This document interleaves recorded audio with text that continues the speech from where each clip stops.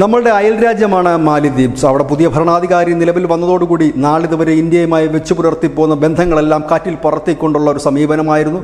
മാലിദ്വീപിനെ സാമ്പത്തിക സുസ്ഥിരതയിലേക്ക് നയിക്കുവാൻ ഇന്ത്യൻ ഭരണകൂടങ്ങൾക്ക് കഴിഞ്ഞിരുന്നു. ഇന്ത്യയുടെ സഹായത്താലാണ് മാലിദ്വീപ് അവരുടെ സാമ്പത്തിക സ്ഥിരത കൈവരിക്കാൻ കഴിഞ്ഞതും. ഇപ്പോഴിതാ മാലിദ്വീപിൻ്റെ പുതിയ ഭരണാധികാരികൾ തുർക്കിയും ചൈനയുമായി സ്വതന്ത്ര വ്യാപാര കരാർ ഒപ്പിട്ടിരിക്കുന്നു. ഇതിന് തൊട്ടു പിന്നാലെ തന്നെ ഇന്ത്യ മാലിദ്വീപിന് നൽകുന്ന സാമ്പത്തിക സഹായം നിർത്തലാക്കുന്നതിനെക്കുറിച്ച് ആലോചിക്കുന്നു എന്നാണ് വാർത്തകൾ പുറത്തു വരുന്നത്.